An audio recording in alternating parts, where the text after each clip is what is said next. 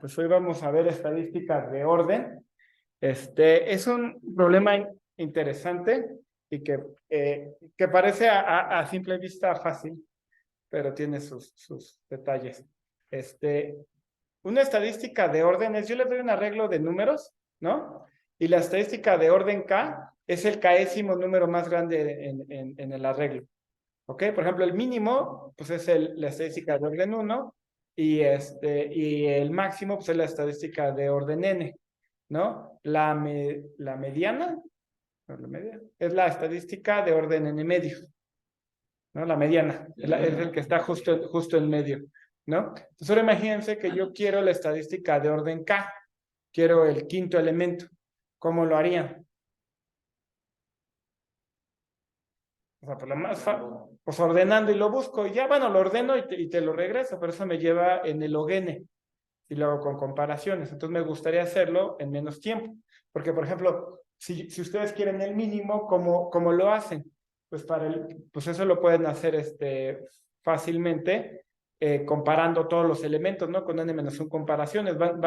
Toman el primero y dicen, este es el mínimo, y van comparando y van actualizando su mínimo, ¿ok? De la misma manera, el máximo, ¿ok? Pero, por ejemplo, si lo piensan un rato, ¿qué tal si yo les pido, a ver, dame el mínimo y el máximo? ¿No? ¿Cómo lo harían? Bueno, lo pueden hacer con 2n-2 comparaciones. Primero buscan el mínimo y luego buscan el máximo. Pero de hecho, se puede hacer con 3n medios comparaciones. Ajá, y la idea es bastante sencilla. La idea es que tú tienes el mínimo y tienes el máximo en tu arreglo, ¿ok? Entonces los vas actualizando. Y pues tomas el primero y el segundo como tus primeros mínimos y máximos, ¿sale? Entonces, después vas y los visitas, pero de dos en dos. Entonces tomas, digamos, X y Y. Entonces tu primera comparación es de X con Y. ¿Sale? Entonces supongamos que X es más grande que Y, ¿ok? Entonces ya no tienes que comparar X aquí lo puse mal. Ya no tienes que comparar X con el mínimo, ¿no? Porque sabes que X es más grande que Y. ¿Sale? Entonces ya realmente lo único que haces es una comparación acá y tienes que comparar X, pero con el máximo para ver quién gana. Ajá. Y el Y lo tienes que comparar con el mínimo, no con el máximo, porque ya sabes que X es mayor a Y. Aquí estoy suponiendo que todos son distintos, ¿no? Entonces, con eso haces 3 comparaciones, pero 3 por cada 2 elementos, entonces haces 3 n medios comparaciones, ¿sale? Que si lo ve, pues esto es n. Ajá, ajá, o sea, exacto, sí. Sí, o sea, no, ya, sacas un poquito de información aquí. Y eso lo puedes usar para ahorrarte o sea, lo que estás ahorrando realmente es estas comparaciones, las que con este y este. Ajá, me recuerda a mí un poco al algoritmo de Strassen, de cómo información que puedes sacar en un momento, la puedes utilizar después. ¿Ok? ¿En medios? Me ahorré en medios comparaciones, sí. Sí. Sí, porque lo hago con 2n, pues lo podría hacer con 2n comparando uno contra todos y luego el otro contra todos. Pero si los comparo por pares, pues saco información que puedo utilizar para ahorrarme comparaciones. ¿Ok? Y entonces, ahora sí, la estadística de orden, de orden K. ¿Ok? Es un problema interesante porque es difícil. O sea, si ustedes lo intentan hacer sin saber la respuesta, van a ver que no, o sea, no está fácil. O sea, el mínimo y el máximo está bien, pero ¿cómo haces el 150, la estadística de orden 150, ¿no? No puedes hacer lo que habíamos hecho con el mínimo, no puedes mantener, o la de orden K, y si quieren K raíz de n, ¿no? No puedes mantener uno y estar checando siempre cuál es el bueno, porque como que uno piensa que implícitamente tienes que saber cuáles son los anteriores. Pero el primer algoritmo que vamos a ver es un algoritmo basado en Quicksort, o mejor dicho, en la partición de Quicksort. ¿Recuerdan la partición de Quicksort, que era tomar un elemento como pivote y entonces dividir el arreglo en dos conforme a ese pivote? ¿Ok? Y lo que habíamos, la modificación que le habíamos hecho al final era hacerlo aleatorio. Entonces elegimos un elemento, lo ponemos hasta el final y ese lo usamos como pivote para partir el arreglo en dos. Y la idea de Quicksort es que más o menos vas a terminar eligiendo el pivote a la mitad, ¿no? Y al elegirlo a la mitad, pues partes tu arreglo en dos pedazos más o menos del mismo tamaño. Y la idea es que tú ya sabes, una vez que haces la partición, ya sabes dónde debe de ir tu estadística de orden K, porque sabes la longitud de cada uno de los dos arreglos. Entonces dices, pues mi estadística de orden K debe ir en la parte izquierda o en la parte derecha. Ajá. Entonces ya que sabes, lo buscas en esa parte. Y si haces la recurrencia, te da en efecto lineal. ¿Ok? Entonces, fíjense, aquí lo saqué del Cormen. Va el ejemplo, ¿no? Entonces, lo que está aquí, este es el pivote que elegí, ¿no? Este es el pivote que elegí, ¿sale? Y ando buscando la estadística de orden 5. ¿Ok? Y estos PIR, pues son los índices que me indican dónde estoy haciendo partition. Recuerdan que en Quicksort se va manteniendo dos índices para saber dónde estás. Como que lo haces como por subarreglos y ahí haces la partición. Entonces tomo el 14, ¿no? Hago partition y me quedan estos dos pedazos, la parte izquierda y la parte derecha. Ajá. Observen que como ando buscando la estadística de orden 5, pues va a estar del lado izquierdo. ¿Ok? Y entonces, ahora hago sobre el lado izquierdo, del 1 al 12. Y a lo mejor elegí el 4. Entonces elijo el 4 y me queda partido así. Pero ahora voy a buscar, como ando buscando el número 5, y me quedó de tamaño 3 y de lo que sigue, mi elemento número 5 vive en la parte derecha. O sea, pero ya no estoy buscando el 5 en la parte derecha, ahora voy a buscar el 2, porque yo ya sé que los primeros 3 pues están en la parte izquierda. Entonces realmente aquí voy a buscar la estadística de orden 2, pero en la parte que está en naranja. Y ahora escojo a lo mejor el 13 y hago la partición. Entonces me queda estos dos pedazos, ¿no? Y ahora yo sé que va a estar en la parte izquierda, ¿sale? Y a lo mejor ahora elijo el 7. Y ahora hago la partición y en este caso pues va a quedar en la parte izquierda y sé que ando buscando de nuevo el 2 y hasta el final me queda un elemento y ese es el que ando buscando, ¿no? Ahora, ¿cuál es la idea de la demostración? A ver, se me quedó bien chiquito. La demostración es que andamos, imagínense qué pasaría, ¿no? Si el pivote lo agarrara en la parte del medio, o sea, de n medios y pónganlo a la mitad, ¿no? Entonces, en esa parte que pinté gorda, aquí me faltó, pero esto mide n medios, ¿no? Y lo de acá mide, lo de la parte izquierda mide n cuartos y n cuartos, ¿no? O sea, aquí hay n entre 4 y aquí hay n entre 4. Entonces, supónganse que mi pivote cae aquí, ¿sale? ¿Qué pasa? Fíjense. Si cae ahí, pues entonces, dependiendo dónde caiga mi estadística de orden de orden K, perdón, pues puedo descartar al menos una de las partes de la izquierda o de la derecha, de las partes de n cuartos. Supónganse que cae acá la estadística de orden K. Entonces yo ya sé que no importa cómo va a terminar mi pivote, ¿no? La parte de acá de la derecha, esa la voy a descartar. ¿Sale? Ahora, de igual manera, si mi pivote cae del lado derecho, si mi estadística de orden K cae del lado derecho del pivote, pues la parte de la izquierda la voy a descartar. Entonces, en cada paso, al menos me deshago de n cuartos de los elementos.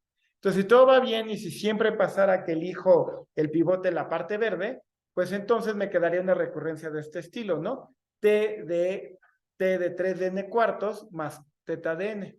Y por el teorema maestro pueden demostrar que esto es igual a O teta de n. ¿Ok? Pero bueno, puede suceder que no lo elija en la parte verde, que no sea una buena elección de pivote. Entonces, la probabilidad de que la elección del pivote sea buena, ¿cuánto es? Pues es n medios, porque justo la parte gorda que pinté de verde tiene n medios. Ajá. Entonces, puedo pensar que es un ensayo de Bernoulli con probabilidad n medios. Entonces, la probabilidad de que haga una buena elección es n medios y el número esperado de elecciones que haga antes de hacer una buena elección es 2. Ajá. Entonces, ¿qué va a estar pasando? Haces una elección y a lo mejor es mala. Haces otra elección y a lo mejor es mala. Pero el número de elecciones que vas a hacer antes de hacer una buena elección es en promedio 2. Y eso es suficiente para que se comporte como la recurrencia que les pinté ahorita.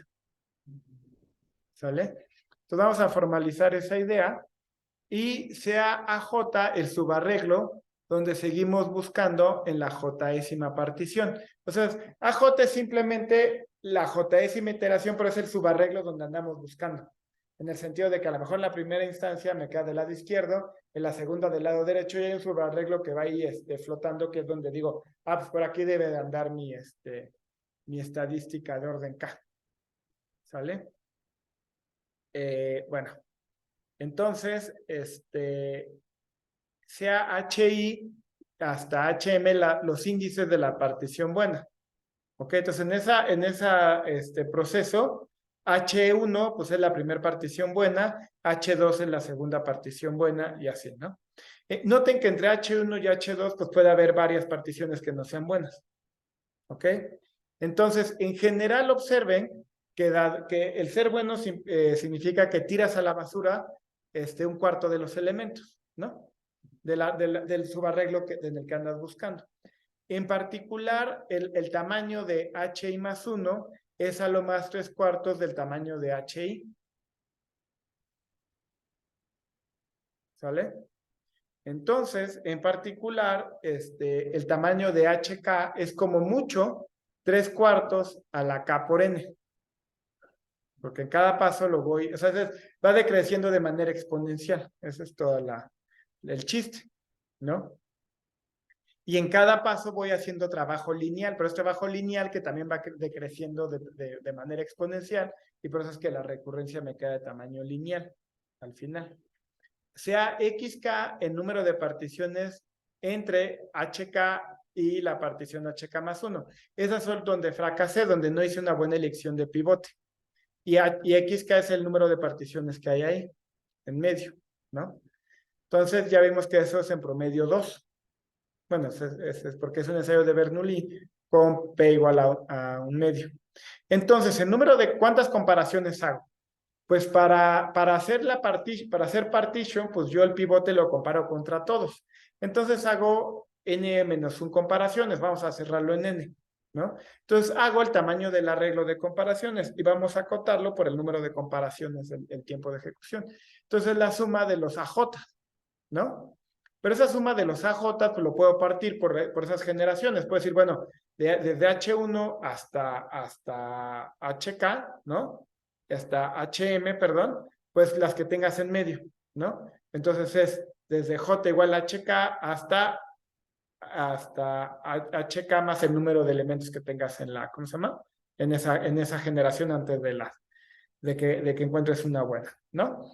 Y pues sigo expandiendo esto y las AJ pues tienen tamaño como mucho el tamaño de la primer partición buena. O sea, estoy como señalando segmentos, bueno, señalando particiones, ¿no? O sea, lo que digo es, observen que aquí estoy marcando, por ejemplo, este es H1, H2, H3 y van decreciendo. O sea, este es más grande, este es más chica, etcétera, ¿no?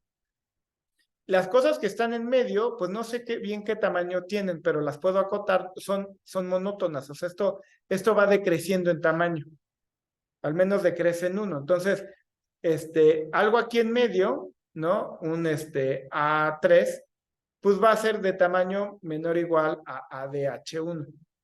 ¿Ok? Porque las particiones, o sea, todo lo estoy acotando cada una de las cosas que están en medio la estoy acotando por la primera en tamaño. ¿Ok? Que es esta cuenta de aquí. ¿Sí lo ven?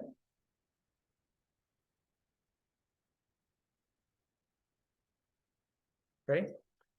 Y entonces, pues, ¿cuántos elementos tengo? Pues este índice de aquí, pues es el número de elementos ¿cómo se llama? En esa generación, entre HK y HK más 1, ¿no? Y esto, pues, es menor o igual, por lo que ya habíamos dicho, que el tamaño de HK es menor o igual a 3/4 a la K por N, ¿sale?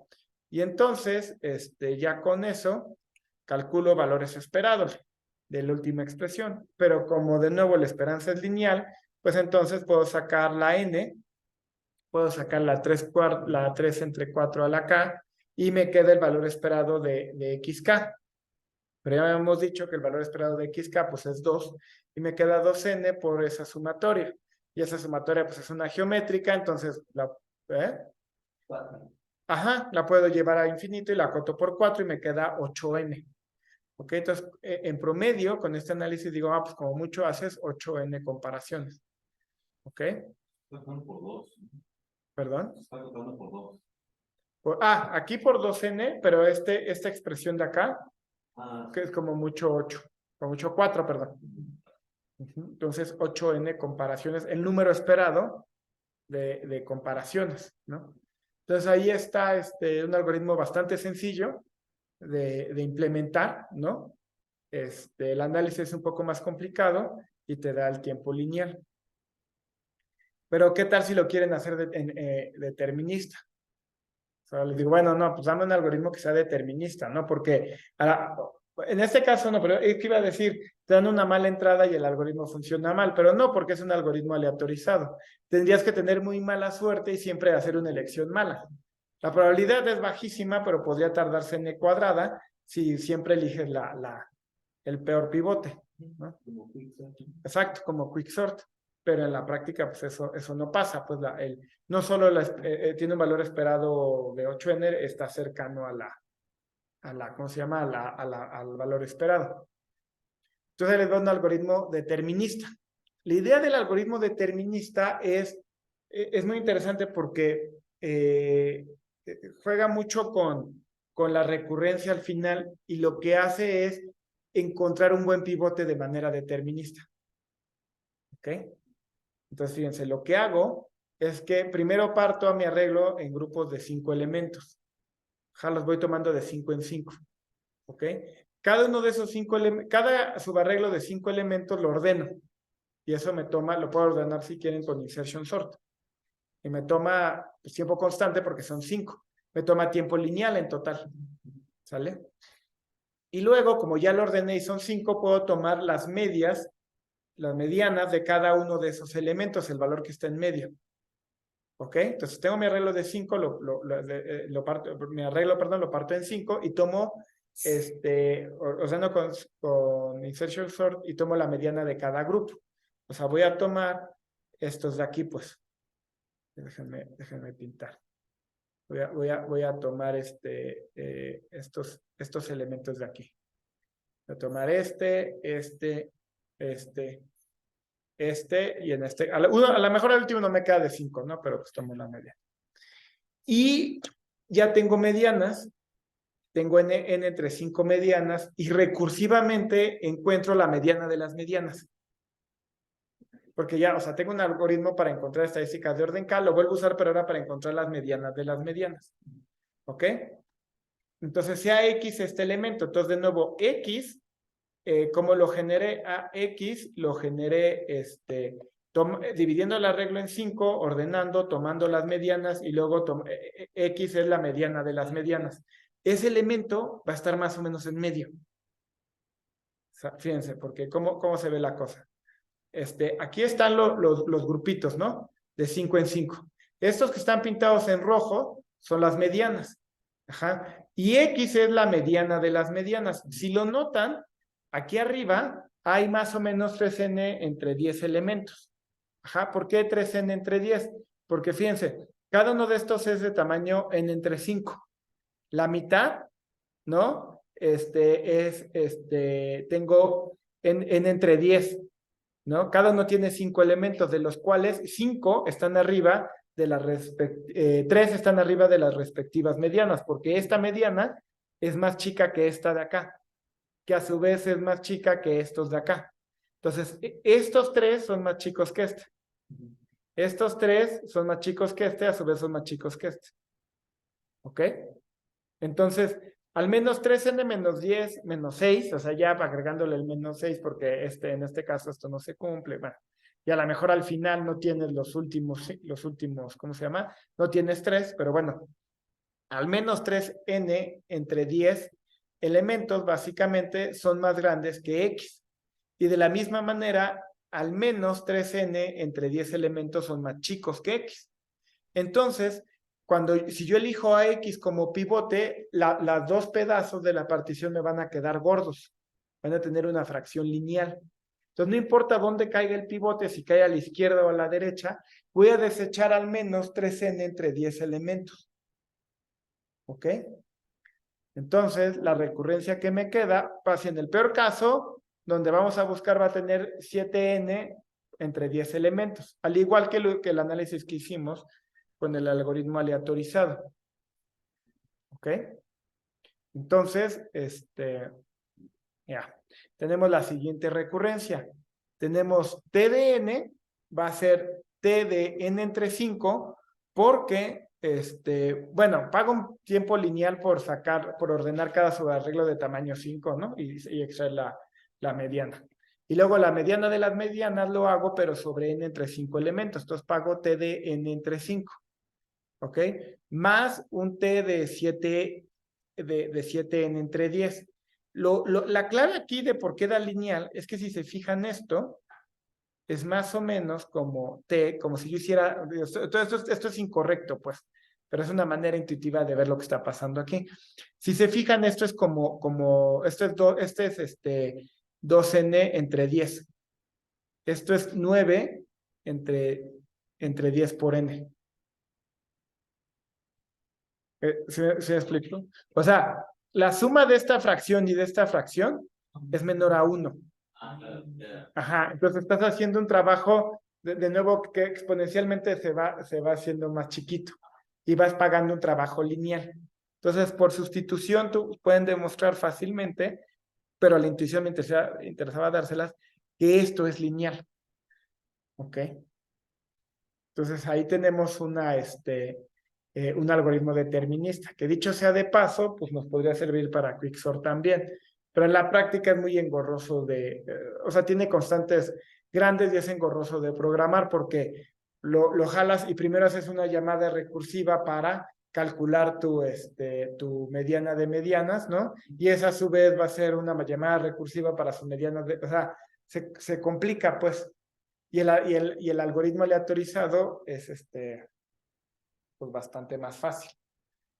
Y me quedó la clase bien chiquita, aunque es que es lo bueno y malo que con esto en línea les doy ¿cómo se llama? Me voy mucho más rápido, pero tampoco me gusta dar más material porque, o sea, si uso todo el tiempo de la clase, pues podría, o sea, tampoco le veo chiste de dar así el triple de lo que podría dar, ¿no? Es que lo malo es que sí, también utiliza bastante más memoria. Sí, porque bueno, hay algo que lo mencionas. Sí, porque va sacando copias de arreglos, ¿no? Y sobre esos va trabajando. Pero además hay algo que, cuando tú haces llamadas recursivas, dependiendo cómo está implementado en el lenguaje de programación, bueno, casi que no importa, gastas memoria porque cuando haces una llamada, cuando llamas una función y hace su trabajo y la función acaba y regresa a la función que la llamó, el estado de cómo se quedó tiene que seguir de ahí. Entonces el sistema operativo tiene que hacer cierto trabajo para que al terminar, regresar a donde estaba. Normalmente eso se implementa con una pila, con un stack.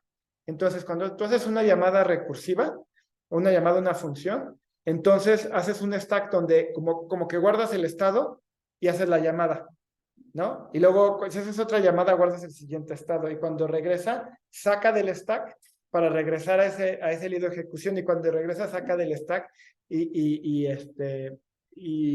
se sigue. Si lo haces con pila, entonces normalmente los lenguajes tienen una pila de tamaño acotada. En Python, por ejemplo, la pila es de tamaño 100. Entonces, si tú haces más de 100 llamadas recursivas en Python, te truena. Entonces tienes que hacer si quieres hacer llamadas recursivas, tienes que cambiar el límite de recursión antes de mandar llamada a tu función. Es fácil, simplemente subes, no me acuerdo qué módulo, y le cambias, ¿no? Pero es bastante molesto cuando te acuerdas al otro día que dejaste corriendo un proceso y se acaba la pila de recursión. Entonces, a mí personalmente es algo que no me gusta de Python, de que no puedo usar recursión libremente. Y para cosas de combinatoria, la recursión es muy natural para generar objetos. Entonces, siempre me tengo que acordar que en Python, mi recursión está acotada por 100, y en particular en un algoritmo recursivo de esta naturaleza, pues puede que te salga. En particular hay algo que se llama recursión de cola, que evita justo usar una pila, y puedes tener llamadas recursivas arbitrariamente grandes, como Lisp, por ejemplo, tiene recursión de cola. Las razones que da Guido, que es el creador de Python, para usar recursión de pila y no recursión de cola, es que es más fácil de buguear con recursión de pila. Porque tú, cuando truena tu programa, puedes ir rastreando, pues fue esta función la que llamó a esta función, que llamó a esta función, que llamó a esta función, y entonces es más fácil rastrearlo. Entonces, en efecto, usa más memoria y bueno, pero el otro también hace llamadas recursivas. Lo malo es que hace 2 llamadas recursivas. Hay un algoritmo híjole, lo malo es que estoy grabando, espero no regarla. No voy a darles el análisis, pero que a mí me gusta mucho para este problema. Y ese viene en el libro de Randomized Algorithms de Motwani, que tú tienes tu arreglo de tamaño n, y entonces lo que haces, me parece brillante, es que dices, voy a elegir al azar números. Y elijo, creo que me parece n a la 3/5, creo que es n a la 3/5. Numeritos, ¿ok? Entonces, ya que elegí n a la 3/5 números, o n a la 3/4, es que es sublineal, ¿ok? Ordeno ese arreglo. Entonces, ese arreglo de los rojos lo ordeno, pero pues ¿cuánto pago? N a la 3/5 por logaritmo de n a la 3/5. Pues esto es O chiquita de n, es sublineal. Y luego, yo ya sé más o menos el tamaño esperado que deben de tener estos segmentos.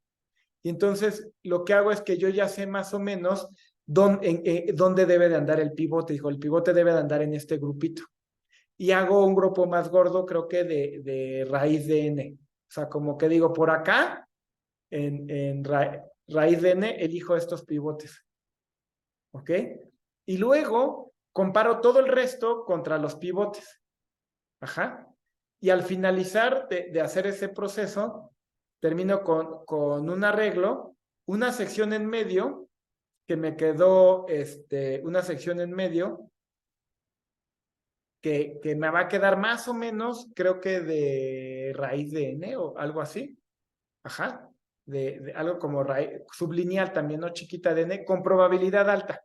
Puede ser que tenga mala suerte y me quede un algoritmo gordo, pero con alta probabilidad me va a quedar de tamaño sublineal, y con alta probabilidad mi estadística de orden K va a caer aquí. Me refiero con alta probabilidad de que la probabilidad de que esto no funcione es 1 menos 1 entre n, o sea, tiende a n a 0 conforme n tiende a infinito. Si mi algoritmo fracasa, vuelvo a empezar de 0. Y una vez que tengo este arreglo chiquito, de tamaño O chiquita de n, pues simplemente lo ordeno con un algoritmo de tiempo cuadrático y regreso a mi estadística de orden K. ¿Por qué me gusta este algoritmo? Porque, bueno, no es aleatorizado, y generalmente como que lo aleatorio tiende a hacer que el código sea más fácil. Esto es como muy bizarro, pero es como si la complejidad se la pasaras a la probabilidad y el código es más sencillo. Ajá. Los algoritmos deterministas tienden a ser mucho más elaborados y un código más complejo. Y la otra razón por la que me gusta es porque el número esperado o el número con alta probabilidad, no, es que ni siquiera, o sea, con alta probabilidad haces básicamente 2n comparaciones. 2n más o chiquita de n comparaciones. Ajá. La cota inferior teórica sobre el número de comparaciones que necesitas para encontrar la estadística de orden K es 2n. El mejor algoritmo determinista que se conoce o que se conocía cuando se escribió el libro de Motwani, ya no he checado si ya lo mejoraron, es 3n. O sea, el mejor algoritmo determinista te hace 3n comparaciones. Este algoritmo te hace 2n menos o chiquita de n, que está cerca o que es asintóticamente justo a la cota inferior. O sea que es un caso donde el algoritmo aleatorizado hace menos comparaciones que el mejor algoritmo determinista que conocemos. La otra cosa es que el primer algoritmo que les mostré hace un número lineal de comparaciones, sí, pero la probabilidad de que haga, digamos, 100n comparaciones no tiende a cero conforme n tiende a infinito. Si hacen la cuenta, hay una probabilidad positiva de que haga un número k por n para k constante de comparaciones. Claro, esa probabilidad tiende a cero conforme k tiende a infinito. Pero aquí estamos hablando de que la probabilidad de que hagas que hagas 3n comparaciones tiende a cero conforme n tiende a infinito. Entonces, en ese sentido es mucho la desviación estándar de la distribución del número de comparaciones que haga es muy pequeña, o sea, los valores están muy cercanos a ese valor de 2n, ese valor esperado de 2n. Entonces, ese es un... Ya no me dio tiempo de hacerlo, pero sé que había tiempo, se los quería platicar. Entonces, pues ya aquí paramos por hoy.